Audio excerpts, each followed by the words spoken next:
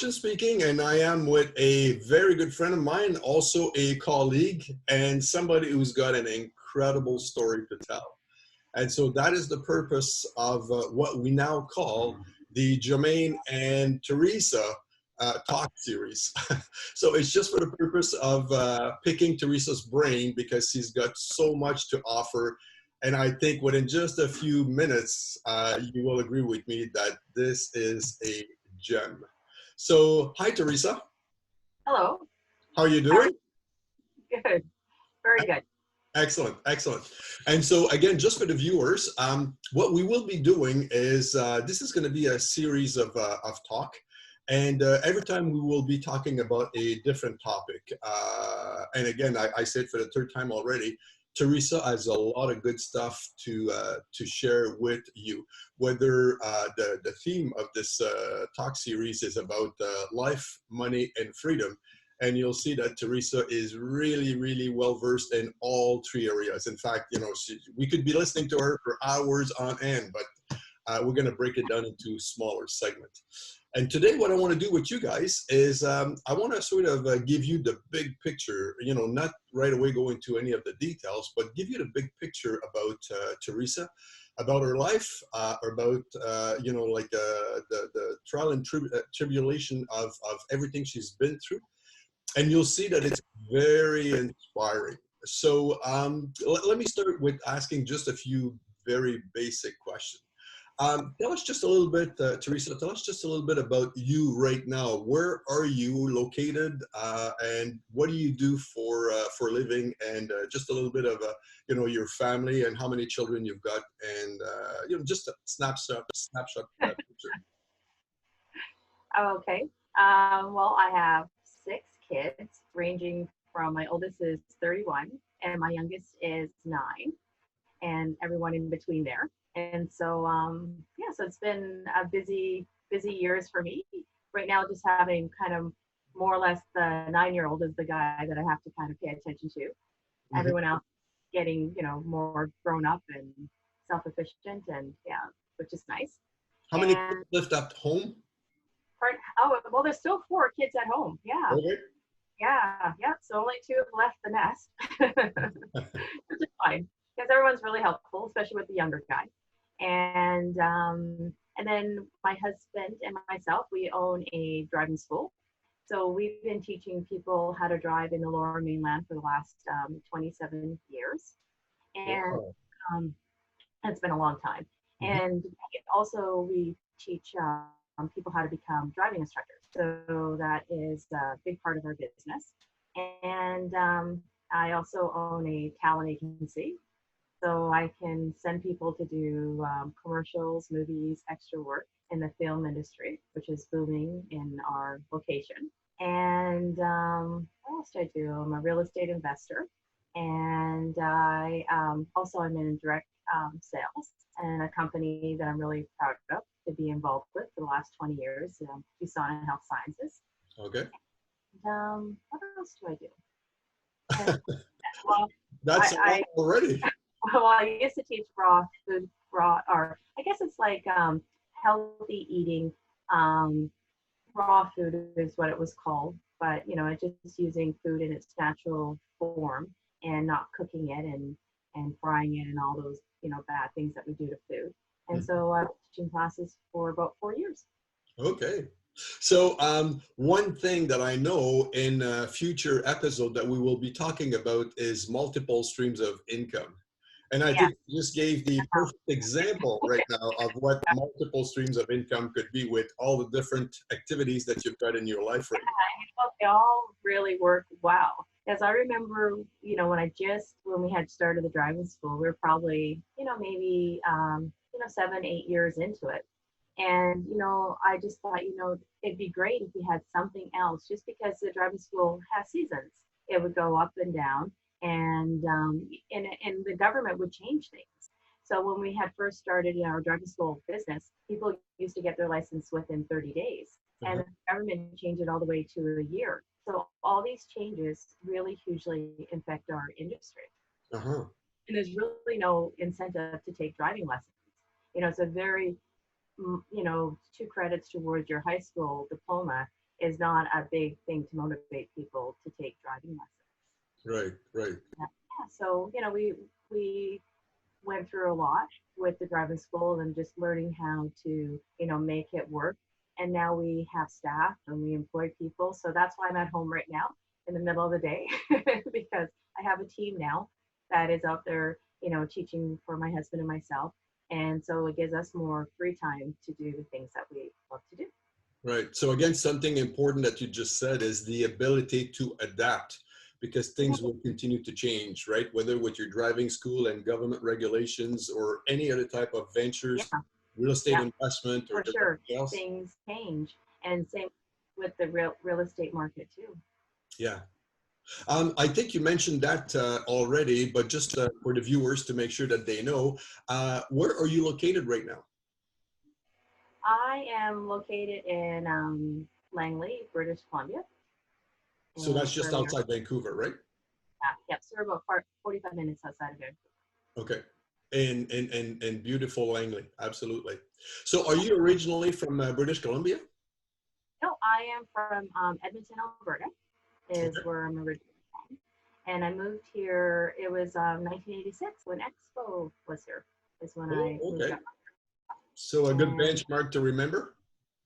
yeah, and it is a good benchmark. It was a great, I remember it was really cool, Expo 86. Great way to be introduced to our city. It was absolutely gorgeous. So I was here really just for, a short time. I was visiting my mom and I just fell in love with here and I just thought, you know what, I'm going to stay out here. And so I had got myself a job. I worked at AW, was my first job. And I did that in Edmonton and then I worked for AW out here for a few years. And that's where I began. So do you miss the Alberta winters? I don't. And I don't visit anybody in the winter at all. And my husband's from New York City and we don't even go there in the winter. I'm like, I'm not catching the plane. I'm not getting off the plane in the freezing cold. Yeah, It's yeah, not yeah. my. So I remember you telling me, Teresa, about when you were a young adult, and then that includes moving from Alberta to Vancouver or just outside Vancouver. And at the time, I don't want to say struggling because these are my words, but you were in a certain mindset, if you will. And I remember you telling me that you wanted more out of life. You wanted more for your family. So can you elaborate on that? Yeah. Well, I had joined network marketing, and that's where it started for me. I was like, hey, you can actually create your destiny and you can live in a nice home and you can put your kids in private school. And, it just opened up my world to more possibilities. And, I just started reading books and I just got really excited about change that I could actually, be in charge of my direction. Okay. And just before we started to record this podcast, you were mentioning that something triggered, your the change in your state of mind, and you actually went to a workshop. I did. Yeah, I had taken a course. My girlfriend had recommended it. It was called, they're still in existence, and I think it's a great program. It's called the Landmark Forum. Okay. And like in the beginning, I had gotten married really young. So I was married at 19 and I had my first baby at 18. So my daughter was 6 months old when my husband and I got married. And so just from starting off, we had little money. I was already a mom. I didn't, and I wasn't, like school wasn't my favorite thing. So I was happy to leave school and I didn't want to go back. I'm free, but at the same time, I really didn't have any direction or I didn't have any knowledge on how to create wealth or how to take care of my family.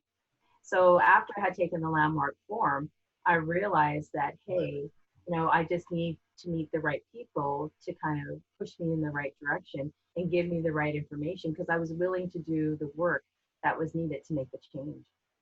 So for the viewers right now, uh, some of them might actually be confused or a bit lost or Yeah. like lack of direction. Would Yeah. you recommend, or how strongly would you recommend landmark education? I would, anybody who was my friend at the time I had taken the course, every one of my friends, my circle had taken the landmark form. That's how important that I felt that it was for people's lives. Like what it is that you're looking, you're just looking through the bushes. And then when you take the landmark form, now you can actually look above and see things like in a whole different way. And I was like, wow, like you almost took off your foggy glasses and now you have like clearer glasses on. And I have a little dog and he's decided that he needs company. Sorry. There we go. I was going to sit him on my lap so he won't bark at me. Absolutely. That's the beauty of bring a little higher so you can see how cute he is. Yeah, there you go. The little guy. This is our little guy. He keeps me company when I work from home. And that is the beauty of working from home, right? You get to hang out with your pets while your kids are all at school. So back to landmark. Would Yeah. you say that landmark, and I'm sorry, I guess I'm just going to get you to repeat that, but because I think you've said that already. But so would you say that landmark was a milestone for you? It was a huge milestone. And I was actually pregnant at the time that I had taken landmark. So I was already on baby number 4. And I just thought, oh my God, I can't believe I'm having another baby. I got no money. I don't even know how to take care of them. I can't even afford a car seat. Or 4. Oh, wow. It was like hand-me-downs, right? But, with this, with my son that I had when I had taken landmark, by the time I had him, the other kids were already 8 years old. My twins were 8 at the time. And my daughter was, 5 years older than the twins. So maybe like almost a teenager by the time I had Jaden. And so, so I didn't have any hand-me-downs. I had to go out and go shopping and buy everything again. And, I just, oh my word, like what am I thinking here, right? And so then that really was my push. I'm like, you know what, my kids are going to have, they're going to have vacations, and I just want them to have opportunity and to do things that I wasn't able to do as a child. Thank you for sharing that with us, because I think it's very important. So you landmark for you was the tool, but you were already very motivated. You had a bigger reason for doing all of that, and it was your family and your kids. So that was the driving factor. So note to viewers, if you're confused, if you're looking for something that will actually kickstart your life, or reset your life, if you will, and looking for a good group to support you, landmark education. And just a disclaimer, either Teresa or myself, we are not directly involved in any way. No, not at all. No, I mean, it's been a long time since I've taken the course, but I still, think about it all the time and how much of an impact it made on my life. I had a friend, he passed away, not long ago. He had lung cancer. And I had introduced him to the landmark form. And, until, he passed away, he still thanked me for introducing him to the course. It had made such a difference, and I think it also supported him, in his, I want to say healing, but he got to live 11 years, with lung cancer. And, he really knew from the tools that he got from landmark, he was able to look at his life a lot differently. Okay, excellent. So, again, just along the same line, so you took landmark, and that sort of reset your mindset, if you will, and so it gave you some new perspective on life and on things that you could do. And again, looking at the big picture instead of always being overwhelmed with the details and feeling that there's no way out of this. So again, high five to you. And then afterwards, shortly afterwards, I believe it is, I'm not exactly quite sure of the time frame, but you and I met. We did, yeah. I had went to a training over at the Vancouver Yacht Club, and my dog wants to look up and see what's going on. That's good. He's cute, so keep him in the picture. He's like, who is she talking to? What's going on here? So but yeah, so I was at the Vancouver Yacht Club, and a lady who had brought me there introduced me to you. And I remember going up to you and just thinking, hey, you know, I'm in, and if you want to coach me or train me, I'll do whatever it takes, right? I didn't really know what I was in for, but I was like so open to any possibility. I'm like, I am going to be successful at doing what I'm doing. Good. And I do remember that. Go ahead. Yeah. I was such a crazy person, but I was like, oh God, I got to make this work. But you know, the thing is, it's like the landmark and all the tools that I've learned in time it helped with my marriage. I've been married now for 30 years, and just my parenting with my children. Like it's made I know my relationships are so much better because of the training that I've had. Yeah. I understand people, and it's not just about me. You know, it's about everybody and me too. But yeah, absolutely. That's a balance. Absolutely. I just want to share a little bit of an insight with the viewers, and that is when I met Teresa for the first time. You know, she's always been a very nice person, very bubbly personality. But what really got me, and the reason why I felt that she was really serious and committed, is that she was really talking from the heart. She really was committed to bettering the life of her family and basically breaking the cycle, and for her to, not just herself, to experience success out of life, but also to be able to create a legacy for her kids and for her family. So I remember back then thinking to myself, okay, this is the real deal. And what made what made Teresa very successful is that she is an outstanding student. She is like a sponge. And so, you know, it didn't matter what she was looking at, again, whether it's landmark or whether it was a little bit of coaching that we did together. Again, high five to you for being such a good student. Now, I want to fast forward to today, year 2020. So basically, it is 20 years later. What would you say is the most important thing that you got out of all this, from where you were and all your journey to where you are today? So what makes you different today than you were 20 years ago?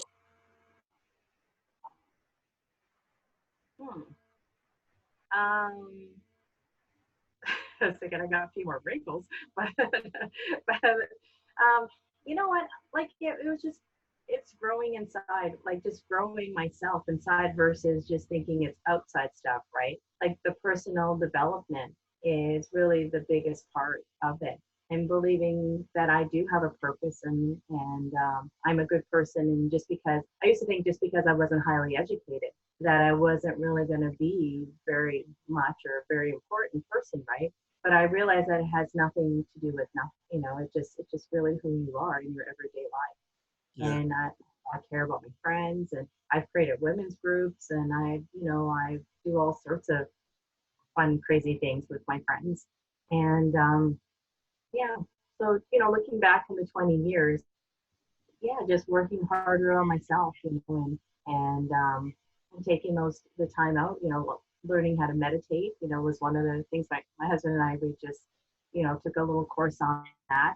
And we continued learning and taking courses and stuff. We just did a course a few months ago. It was a 3-day seminar. And yeah, so we're always growing. It's like you're never done. You know, there's always more stuff to learn. Yeah, lifelong learning. It is. Yeah. But having fun. And you meet some really amazing people, you know, in your journey. Like-minded people. So that's going to be the topic for a future episode, you know, surrounding yourself with quality people, because it has a huge impact on your life. So I just want to conclude with this before I let you go.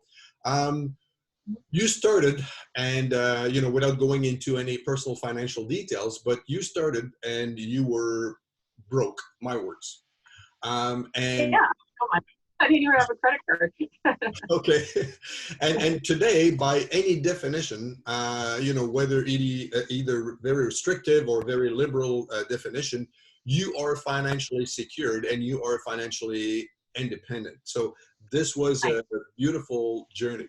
So we're going to end this podcast, but what would be the one thing that you want to leave with the viewers just before we end this podcast? The one idea that I think can, help them make the next step.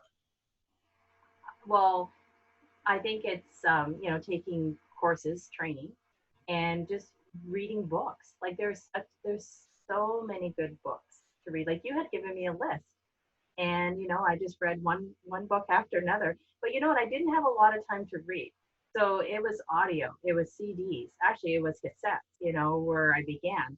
But I would go to the library and buy, or not buy, but I would on loan get any of the CDs or the cassette tapes that all had to do with building your mind and getting it stronger to handle negative people, handle the word no, just all those things that are kind of pulling you back. So I found good listening material that I listen to all the time that helped me shape myself for the future. If I remember, I think you were listening to a lot of those audio books in the car because you used to do a lot of driving back then. Well, my daughter, she was in piano, and I remember I'd have to sit outside there and wait for her piano lesson, and my kids play sports. My kids did all sorts of things, and I just got really good at listening to CDs and tapes and stuff. And while I was waiting, because I thought, well, why sit there and just listen to music? Why not, fill my head with stuff that was going to help me get to the next level. And so Excellent. I just think, it's getting out, getting those books and reading. Behind me, I've probably read almost all those books. There's a few ones in there that are my husband's, but I didn't read those ones. Is there one particular book over the years that sticks with you and you could actually recommend to the viewers? One or two books? I'm just going to step up and grab it. Yeah. So, here. This is really the book that I like. It's Robert Kiyosaki. Okay. This book is so well used. It looks rough. Okay. That's a good sign. This is one of my favorite books. And he has a board game too. And we used to play the board game all the time. And it's good book, good author. Excellent. So a little bit of a homework for the viewers. If you feel stuck or if you want to take a step forward in the right direction, two recommendations by Teresa. Number one, do look into landmark education. And I think if you go ahead with that, you will not be disappointed. And the book that Teresa just showed on the screen, which is Rich Dad, Poor Dad by Robert Kiyosaki, has been, and I believe remains, the #1 bestseller in personal finances. I personally call that book the Bible of personal finances, because these are all the basic principles that make us understand what works and what doesn't work. So this concludes our first episode or podcast, if you will. There will be many more. We will pick specific topics from, again, it's already been mentioned, multiple streams of income to leverage income to taxes or the advantages of being self-employed and working from home, and all the things, including mindset, as we go along, to help people understand that there are options out there. And if you feel stuck now, it doesn't mean that you will be stuck forever. So on this note, Teresa, I want to thank you very much for our first episode. You're so welcome. And I love sharing. Now it's my time to, pass it on to someone else and let them, feel that if I can help, or, they feel that they want to ask me any questions or anything like that, I'm more than happy to help. Excellent. And for the viewers, just before I let you go, this is going to be a series, and it's going to be on this specific YouTube channel. So if you like this video, please go down below the video and just click like.